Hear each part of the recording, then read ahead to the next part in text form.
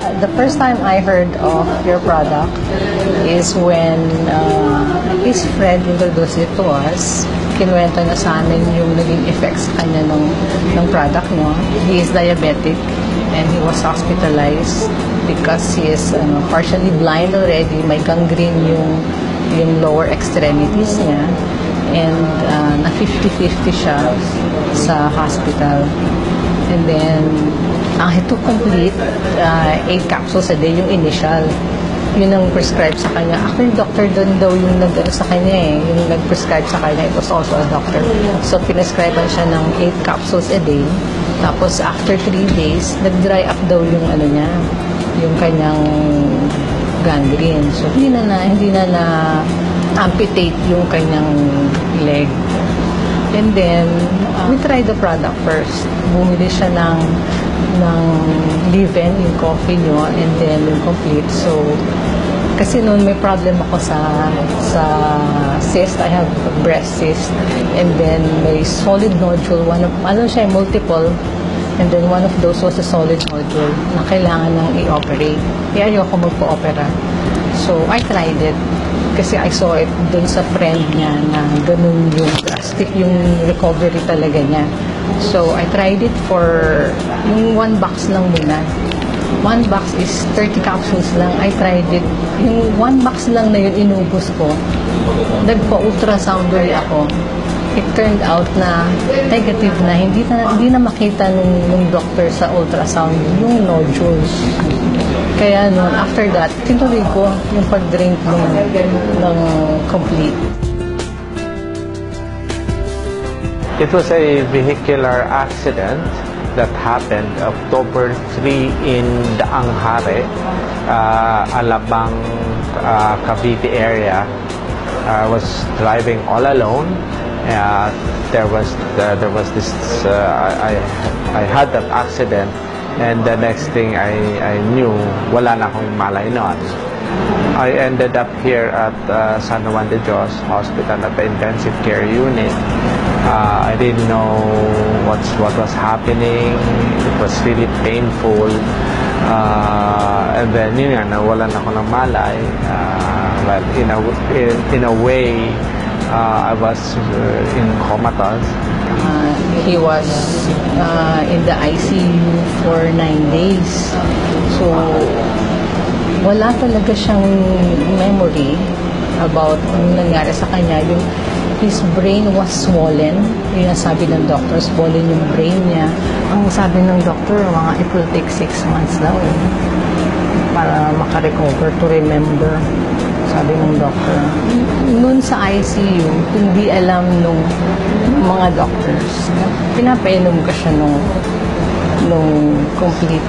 Kasi siya nakita ko yung effect sa akin. So, binigyan ko siya. Remarkable yung niya, yung recovery niya. Gumising siya. Tapos, nagulat din yung doctor niya sa recovery niya na parang biglaan. So, hindi na siya nag-operate. Yung doctor, hindi na kinailangan ng operation. Sabi ng doctor, maswerte siya. Saka nagulat din yung doctor na ganun kabilis yung recovery niya. Kasi nag-start na nag-swell down yung swelling sa brain niya. So, he stayed there for 2 more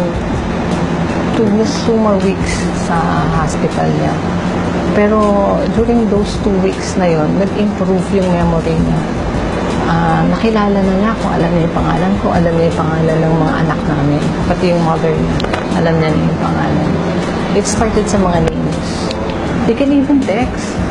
Naka-text na siya sa hospital, nagulat kami nung nakakatawag siya. Dati nung hindi niya ma-recognize kung ano yung cellphone. Hindi niya alam kung ano tawag dun. Kasi I believe na kaya kahit 2 capsules So, kahit na basta regular lang, na continuous din yung intake niya nun, I believe na makaka-recover siya.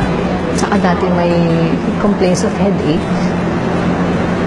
Pag medyo late na during the days, masakit yung ulo niya, masakit, saka malabo yung mata niya.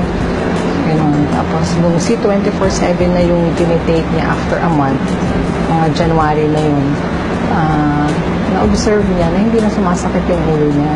Tapos, medyo hindi na ganun kalabo din yung mata niya.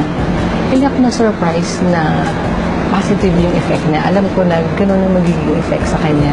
Kasi na-prove ko na sa sarili ko na nakakatulong sa kanya yun. So, kumbaga, waiting na lang. Yung time na lang will tell. Yun na lang inaantay ko yung time na dumating na makaka-recover siya, na mariregain niya yung memory niya. Ngayon, unti-unti, up to now, nag-take pa rin siya niyan.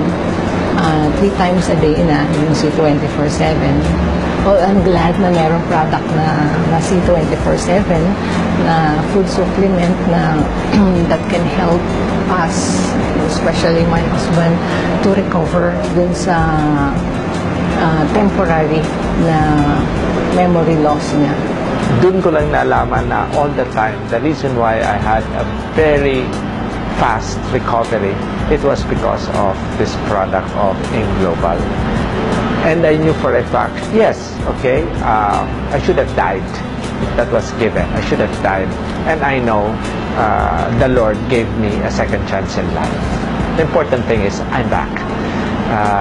I'm back with my life because of the Lord, and I have a strong life, a new life, very strong and very happy because of C24/7.